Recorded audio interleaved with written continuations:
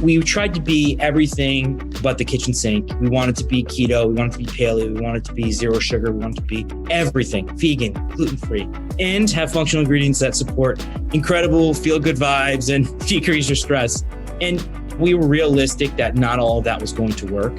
And our guiding light really became taste. It seems like selling a product that's designed to make you feel good should be a cakewalk. But as we all know, business is never easy, especially when you're breaking into the supplement and nutritional bar space, which is overcrowded with industry giants such as Clif bars and Kind. So what's an upstart company with a solid product and good intentions to do? On this episode of Up Next in Commerce, we found out when we talked to Chris Bernard, the co-founder, CEO, and Chief Mood Officer for Mindright, the good mood superfood. As it turns out, there are a few ways that a small new company can make a splash, especially in the digital space. Chris explains how organic reach-outs and authentic connections formed through his partnership with Rob Dyrdek has helped Mindright create an influencer and ambassador community that wins against influencer fatigue.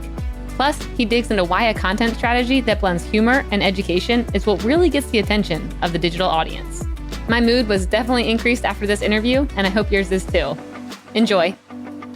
Before we get into the episode, I would love it if you could hit subscribe and give the show a rating and review. I really want to know what you think and hear how we're doing. All right, on to the interview.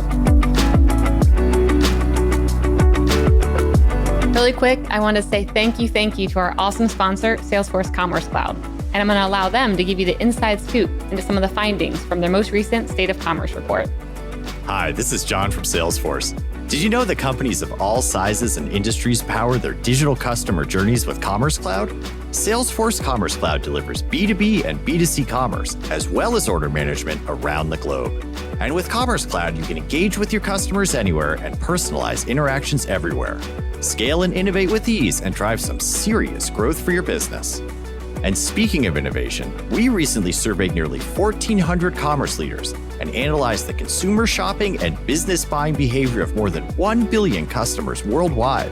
And we uncovered emerging trends that will influence how companies can be successful and stay ahead in this ever-evolving landscape. To check out the trends we discovered, go to sfdc.co/commerce insights. That's sfdc.co/commerce insights, one word.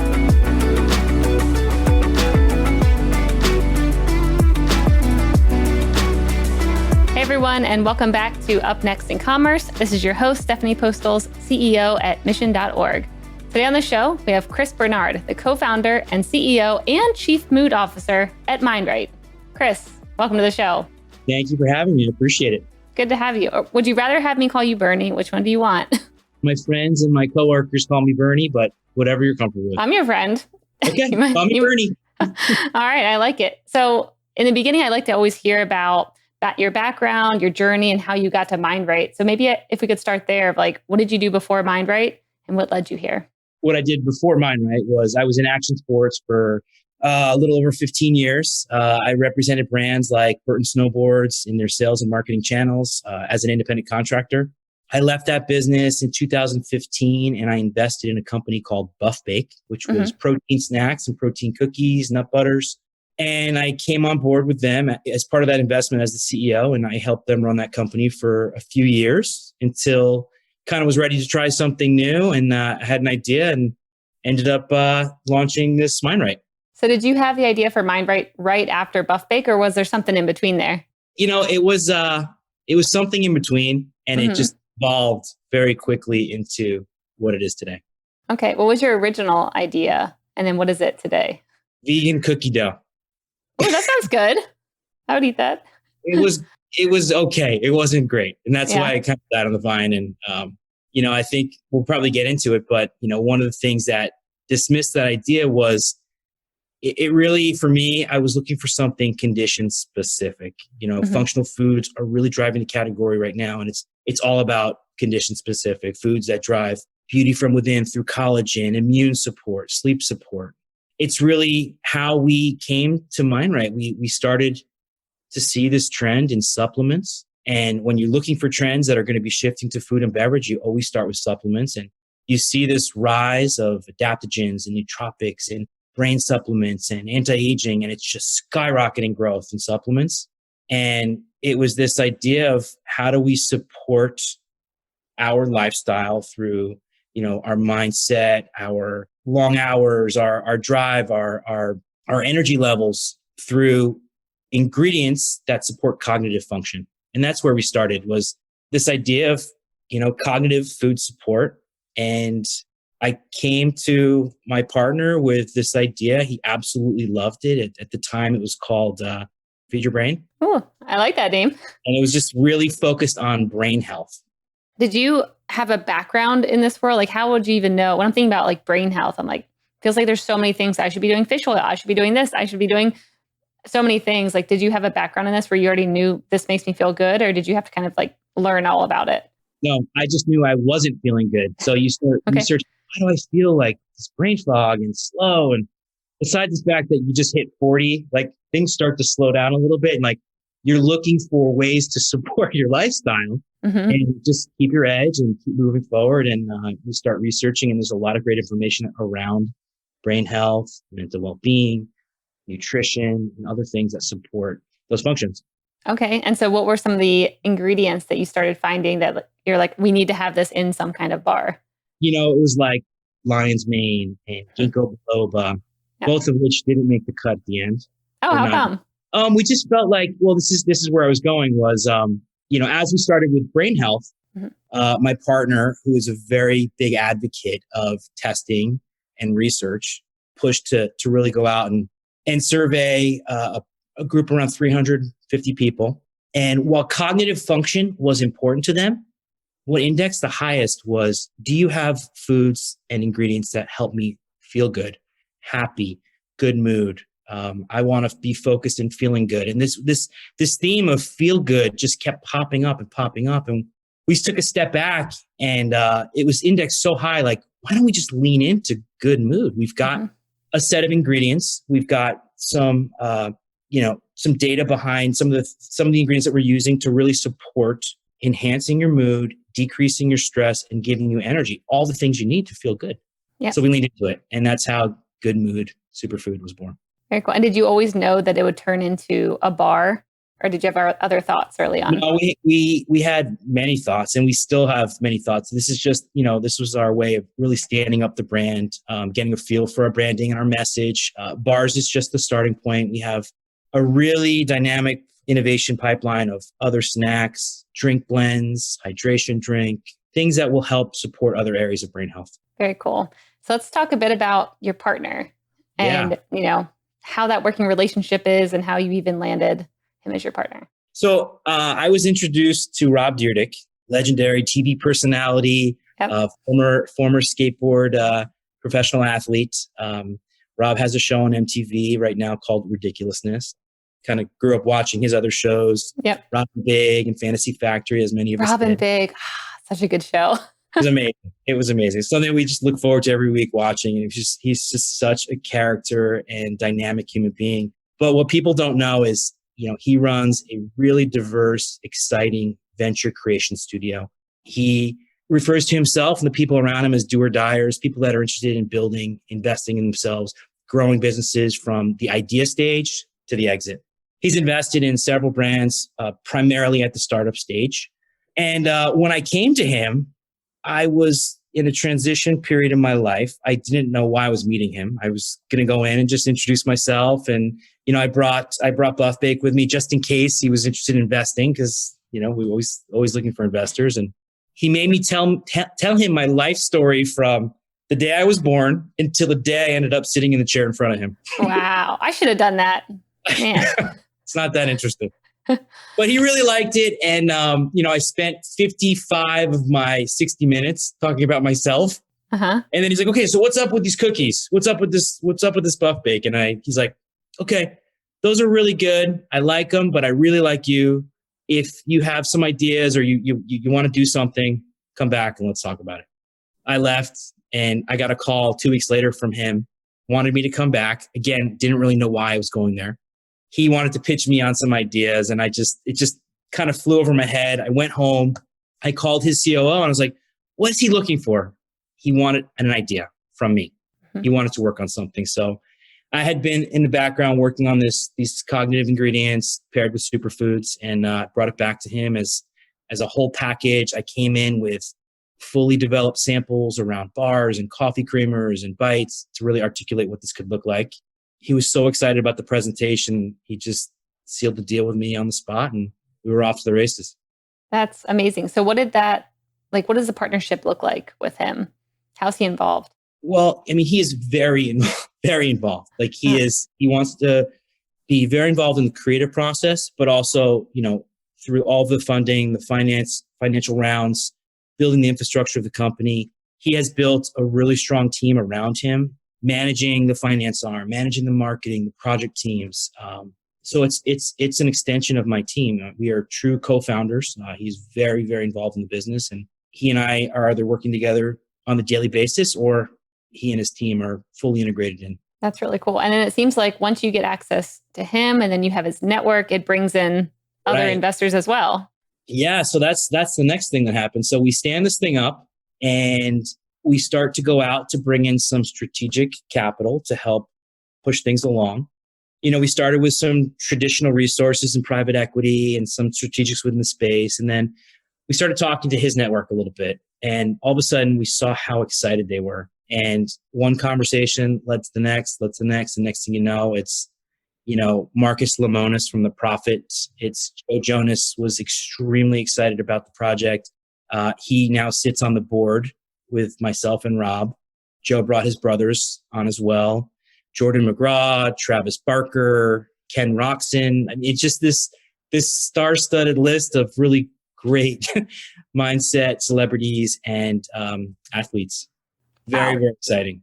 That's wild. I mean, it seems like you have your own portfolio of influencers who can kind of get the word out there, where most people are trying to even think about like, how do I even, tap into one of those? You've got this whole little Rolodex just working for you. So it's exciting. I think that, being able to have that leverage and that, advantage really puts us in a unique position to tell the story. Mm-hmm. Awesome. So tell me a bit about, you said that you were getting samples before when you were going to go and show him, what you could do. What did that process look like? Because to me, thinking about, okay, even making any kind of food and then getting the packaging and then getting ingredients that maybe some people aren't the most comfortable with. I mean, if you hear, some of the words in there, you'd be like, whoa, what is that? Like, is that even safe? Tell me what that process looked like to even find someone who could make the bar that you wanted to taste good and like have all that ready for the sample day. It's funny. You start with the manufacturers, right? Every manufacturer has a food scientist, R&D. Most of them do. Mm-hmm. Food scientist, an R&D department. Most of the time, if they're excited about your project, they will help you R&D. Mm-hmm. It comes with strings attached. Not always do you end up owning your IP, which is important if you're interested in exiting your company at some point. But you learn the process of what goes into R&D products. I came in, you come in with a brief and your core tenets for these are the ingredients that I would like to use as superfoods. These are the outputs that we'd like to achieve: enhance mood, stress, energy. These are the functional ingredients we're thinking about. And then you work with the ingredient suppliers to understand efficacy and transparency around their ingredients. You let these guys do their job, and you like what you like and you don't what you don't. And we did about 13 rounds of this bar until we were landed in a place that we felt really good about. Wow. Was it just you testing it, or were there other people trying it? It was Rob and the entire team. Mm-hmm. He has his close team is a team of 5. Yeah, that's awesome. What kind of lessons did you learn when going through that process? Anything that you would maybe do different? No. Well, I'll tell you one thing. Like, we tried to be everything, but but the kitchen sink. We wanted to be keto. We wanted to be paleo. We wanted to be zero sugar. We wanted to be everything: vegan, dairy-free, gluten-free, and have functional ingredients that support incredible feel-good vibes and decrease your stress. We were realistic that not all of that was going to work. And our guiding light really became taste. If it doesn't taste good, I don't care if it has all those things. It's just not going to work for us. So we planted a flag, and it was about taste. We want this thing to taste good. And if it has 5 or 6 or 7 grams of sugar, we use a coconut palm sugar, which we felt really good about. It was therapeutic. It was like, okay, great. We don't have to use sugar alcohol or stevia or erythritol or anything. We're going to use coconut palm sugar. It's a low glycemic sugar. It tastes great. The bar still has, 50% less sugar than an RX bar or a competitor. And we felt really great about that. Yeah, that's awesome. How do you view the landscape right now? Because I know when I go into certain grocery stores, I'm like, well, there's so many bars. I mean, there's, the original type RX bars, but now it feels like there's so many offshoots. Everyone's trying to do lower sugar. Maybe not what you're doing, but how do you make sure that you're kind of staying ahead of them and also differentiating yourself where people are like, oh, obviously we can see why they're different than all these other bars? Again, it came down to taste, great amount of protein. Our base values of, it is plant-based vegan, it is dairy-free, it is, protein packed and low sugar were really important to us. But I think we'll continue to stand out with our functional message around supporting mood through these superfoods and ingredients. Yeah. How do you get in front of new people though? I mean, I'm thinking about back in the day, samples where you're like, oh, I would never have thought to buy that, but now I can see it's healthy for me and good. How do you approach that now, trying to get in front of new people and have them try it for the first time? Yeah, it's difficult, especially, through a global pandemic of people at home and not having opportunities to sample in the markets or elsewhere. And for us, it's just leaning into our influencers, our investment community, paid ads, really important. Finding unique ways to drive trial, pinpointing and targeting specific communities. Mm-hmm. Like it would be really great to be everything to everyone. But if we could just focus on this core group that's committed to their mindset, they're coaches, they're hustlers, they're the boss, they're the mom, and they're focused on what it takes for them to be successful every day. We call them the happy hustlers. Mm-hmm. That's where we're starting. Our initial reaction was the right one. They're really resonating with the product. They're speaking about the product for us organically. And we're just going to continue to focus on that community right now. And then it'll just hopefully grow from there. Yeah. It also seems like you have a really good idea around your social presence and how you want to present yourself. I mean, it's like a fun, whimsical looking, at least your Instagram feed. And it's not overly product driven, but it's more selling the lifestyle behind it, which I really liked. Exactly. That's exactly right. And that's what's resonating the most is people are realizing that Mindright is a lifestyle. It's not just about the products. We want to support you beyond that. And as you'll see over the next couple of months, we're really going to lean into this mood, what it takes to have a better mood, to put the work into your mental well-being, and really drive home this good mood movement. Mm-hmm. Being approachable and fun, makes it just easier to kind of pay attention and watch. And, fun and funny is part of feeling good. And that's the message that we want out there. Yeah. So it sounds like your content strategy, you're about to ramp up around those areas. How are you kind of going to keep it balanced between, educational, which I feel like a lot of people need education around the ingredients and why they're added and how they may be mixed together. And then the other side around, even outside of the product, like you said, just good mood and how to feel happy and mindfulness. And it's like a whole different business over there. How are you thinking about balancing that and connecting with the right audience? It's just that it's balancing, trying different things. It's balancing being funny with incorporating lifestyle and, people enjoying the product. You're going to start to see more direct response and testimonials.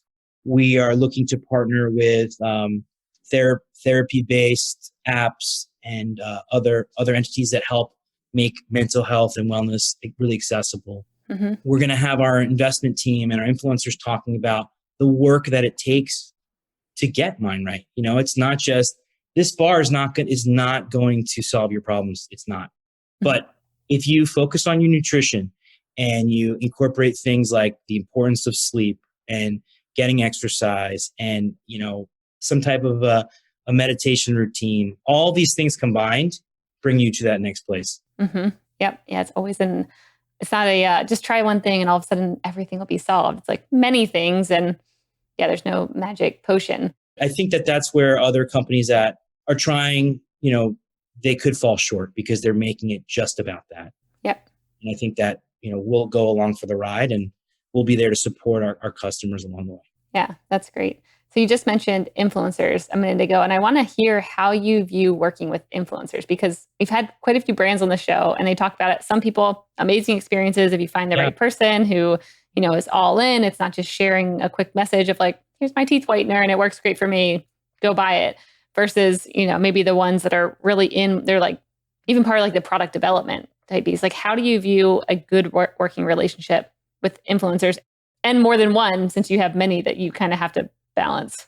I think for us, it's about being authentic. If it's not something you enjoy and you truly believe in, it comes through. You see it, you feel it. And I think having our influencers part of our ambassador program, which we're just at the early stages of building out, is a really important part around building the authenticity of their message. And our influencer program is very small right now. We're still identifying like how they're speaking about the brand and what are the best ways to do that. But what we've gotten so far comes from a really organic place. We haven't paid for any influencers yet. Yeah. All organic because it's people enjoying the product and sharing the message with their community. Are you sending them free samples, or is it more your investors kind of giving it to their friends who are other influencers probably, and then it's organically happening through that way? A little bit of both. We've identified people that live within our community that we would like to target and say, hey, we'd love your feedback. No expectations. You don't need to post. We just ask that you tell us how you've enjoyed the product. How'd you feel? What do you think about the packaging? And then it just happens organically. Mm-hmm. How do you view like the long-term strategy around influencers? Because sometimes it feels like they'll have this excitement and, a big blip where their network sees it. And then there's, maybe diminishing returns when people are either hit over the head with it too much, or like, I bought it, it's good. Or, the person's not as excited anymore as they were maybe in month one. How do you keep them engaged or be like, okay, we're kind of good for now? We see that fatigue all the time. And I think for us, it's the excitement around what's coming. It's creating community around the lifestyle and the future launch of our new products. The bar is here today. It might not be here in 3 years from now. It's about continuing to evolve and supporting our needs today. Makes sense. So tell me a bit more about this ambassador program that you're building. We're at the early stages. We're leaning into this mindset community. We call them Happy Hustlers. We have 3 investors on the team that live and breathe in that space, and that's Chris and Lori Harder. They're lifestyle coaches. And then Lewis House, who also has a podcast, School of Greatness. And just really leaning into what they do and how they do it. And it's just their community's coming to us and we're signing them up, and they're incentivized by, product, or one of the angles that we're working on right now is charity. We will support when they post. We will support a soon to be identified mental health charity with an investment. So it's when they're posting about the bar, the company, something like that, then it's like, okay, that's a point towards this charity that we Exactly. Those are the early stages. We're still in development. It's still being worked out. I mean, we're less than 2 months old in the market, so we're close. Yeah. Are there other ambassador programs that you look at where you're, maybe taking some key learnings from, or you're like, I know this one works well and I want to kind of implement some of those strategies into Mindright as well? Yes. A lot of them are custom built though. There's a lot of really great app solutions that work really well that incentivize through product or discount or payment. We want to try to be more organic. I've seen some great custom ones that are gamified, that build community around this excitement around this app itself and the message. So work in progress. Yeah. It'll be cool to circle back and kind of hear what you ended up building and how it's working and the results. So tell me about your distribution strategy and where you're thinking about selling. Are you on Amazon? Is it just your website? And like, how do you think about where you actually want your bars to be sold right now? It's everything digitally native, so we are live on our website, getmindright.com. We're on Amazon. We're looking at a various array of subscription box companies. But the really big one right now is all of the delivery convenience guys. So this new evolution of convenience it's no longer Prime is not good enough. It can't be there the next day. It needs to be here in 20 minutes. Yep. So we're looking at, partnerships with GoPuff, Fast AF. We're in the process of vetting those guys out right now and seeing which one makes the most sense. And I think that convenient format is just growing and exploding right now. Through COVID, people were forced to adapt to Amazon and delivery service, and it's here to stay. It's here to stay. Those conveniences will never change. Yep. Are you worried about maybe your brand and the story not being told correctly when you're starting to kind of have many outlets where your product's going out and you can't fully control the messaging or. Yeah. That's why picking the right partner for these delivery services is key, because we want to make sure that we have the ability to tell the story, whether it's, this big or in a banner. It's really partnering with the right team to help make that happen. And then we have a lot of work to do on our end. And I think that our community will help push people to these services, Amazon, Get Mindright, GoPuff, if that's where we go. And they'll really rely on that. Yeah. Which is challenging. Yeah, no, especially when you have so many different people you're vetting right now and thinking about all of the control that you could be losing, but also all the access that you're going to be gaining. It's tricky. So because this is a commerce show, I want to kind of hear about your e-commerce strategy around what's working. What do you think that you're doing on your website that maybe is unique and others haven't tried out yet? Or that you're like, this is a good tip that more people need to know about? I think it being less templated, it makes you dive a little bit deeper to find out what's going on. What works for some people doesn't always work for others. And I think this format is working well for us right now. And we're really happy with where it is right now. Yeah. Do you find yourself being able to look back at maybe your experiences at Burton and other places and kind of pulling some lessons from there? Or is it such a different market that you're like, that probably wouldn't work, for this product? I think it's very similar. I think at the end of the day, like, you're selling an item that you're passionate and excited about. And what is the best way to share that with, your friends or your customers? Yeah. And it's very similar in that sense. Yeah, that's cool. So where do you guys want to be in 1 to 3 years? What are you hoping to achieve? Yeah, we're looking to achieve this just amazing platform of good mood foods that span across really great retailers, Whole Foods, all the natural channels. It would be really great to see it everywhere, obviously, but this really accessible approach to foods that help support your mood. Yeah. Have you started talking to Whole Foods and other retailers like that? Had some early conversations, but we really want to stay firm on this digitally native approach. I think that one thing that I'll add is, like, testing is worth spending money on. Yeah. Test, landing pages, A/B testing, digital testing, market to customer testing. It has opened my eyes to this completely different world, and it is a true science. And when you understand that word that works, that picture that works, that landing page that just converted, it's a science. And then you can continue to really invest towards those things that are working, because there's some return on that. Yes. Yeah, I agree. What is a finding that maybe came out of some of those tests where you were like, we would have never changed the product, changed the website, but now that so many people are saying this, we're definitely moving forward with that? I would go back to the beginning where Rob and I, Mindright, there was 2 different names before Mindright. And now I look back, I'm like, neither of those would have worked. Like, Mindright should have always been number 1. We tested Mindright.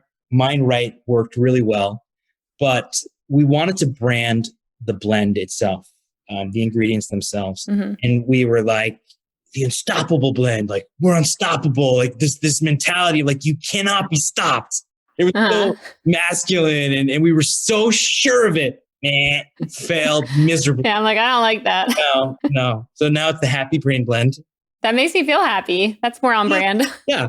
And then from that moment on, we're like, that's our guiding light. It makes me feel happy. Does it? Yes or no? Okay. Yeah. It's in.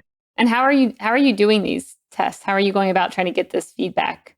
Are they surveys, or what are y'all doing behind the scenes? Surveys. Right now, we've moved to more surveys. We're surveying around our current database of growing email subscriptions. And then we're going to start doing some stuff through Instagram, social media. But the original testing went through a market research firm. Very, very cool. All right. Well, let's shift over to the lightning round. The lightning round is brought to you by Salesforce Commerce Cloud. This is where I ask a question and you have a minute or less to answer. Are you ready? No.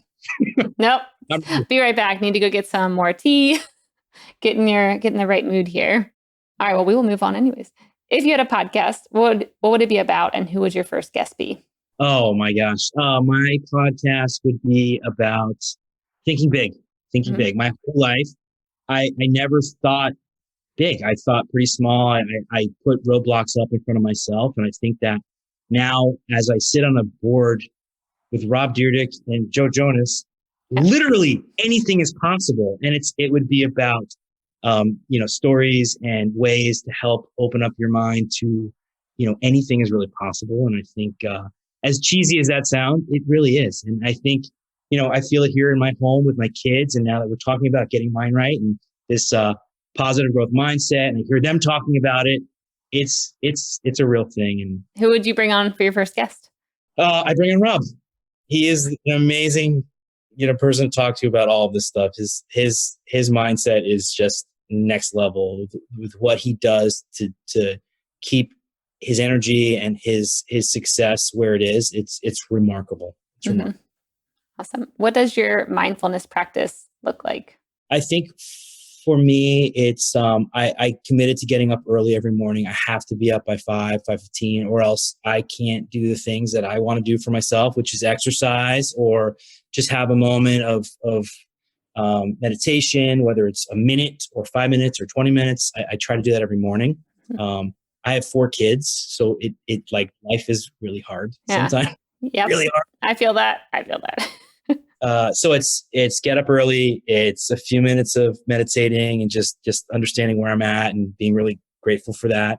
Exercise, 30 minutes. Like that is my non-negotiable. I have to get 30 minutes in. If I don't, my day's just off. And once in a blue moon, we have a sauna that was gifted to us by some miracle. It was a miracle. That's another podcast. Okay, I want that friend. Gift me a sauna. Oh, it was some local guy just giving it away. What area of California do you live in? Because I don't know about many local areas being like, here's a sauna. Do you want a ice bath as well? I'm on the hunt for one of those. So if you know. Yep. I started fasting, so I intermittent fast. I don't eat my first meal until 12 or 1. And I found it's really helped with inflammation and energy, and I feel great. I also stopped drinking through COVID. Impressive. 30 days and then you felt great, and 60 days, I'm like, wow, I feel awesome. And it just stuck. All right. Last question. 2 more questions. What's one thing that you don't understand today that you wish you did? That I don't understand today that I wish I did? Yep. God. I don't understand a lot of things. Let's be honest. It's a good answer. Just everything. Lots of things. I think for me, part of the reason why we're starting Digitally Native is almost a personal challenge to myself. I know retail really well. I know relationships, building brands, building distribution, working with brokers. I don't understand digital that well. And it's it can be frustrating at times because the learning curve is pretty steep and it's always changing every day as you're learning something new. And I think digital marketing, I don't know very well. Yeah. Well, you'll be learning it with this company. So that's great. Make sure you hire the right people to help you. Yeah, 1,000% to that one. All right. And then the last one, what one thing will have the biggest impact on e-commerce in the next year? I think it's these convenience delivery guys. I think they're going to change the game for a lot of people. Fast AF is a really good example of what's happening with commerce outside of food and beverage, because they're delivering unique gifts. You want a gift and you're going to a party in an hour, they'll be there in 20 minutes with this beautiful candle or gift item, which is just changing the way that we do everything. Yeah, well, I completely agree. All right, well, this has been such a blast. I feel like my mind is really in the right place now after this interview. Where can people find out more about you and Mindright? Yeah, check us out at getmindright.com or on Amazon. All right, cool. Well, thanks so much for coming on the show. Really appreciate it. Thanks so much.